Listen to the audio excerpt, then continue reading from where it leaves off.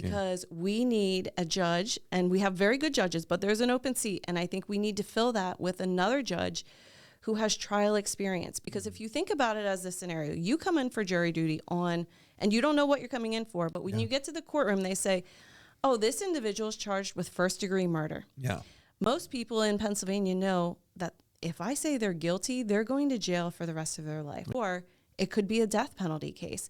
That's a big deal. That's a pretty big responsibility. So you as the juror, you want to know all the evidence. You want to make sure that the judge is allowing the appropriate evidence in, that they're excluding evidence that shouldn't be used against the defendant, that they understand the rules of criminal procedure, so that way we're proceeding accordingly, and that when it comes time to listen to the jury instructions on the law and put the facts with that law, that you have a judge who can explain it, because it's a big deal to say guilty or not guilty. Guilty for that person who's facing that charge, and not guilty for the victim and their family. That's a huge weight on somebody.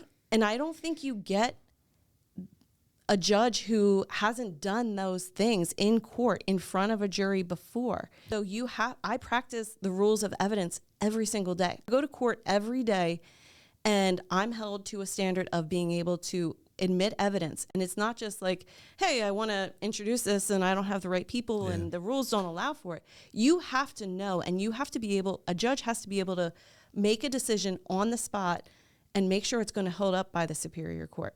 Yeah, it's interesting. Yeah, because you're right. Because then it's also your reputation. If it does get appealed or goes up to the superior court, then if that gets changed, then that doesn't look good for you. It doesn't look good for me. If I, as a prosecutor, make a really poor decision and I get the judge to go along with something that shouldn't have been admitted in, we're trying that case again. That's a lot of money on the court system. The taxpayers. Yeah. Like, let's say that I did something wrong.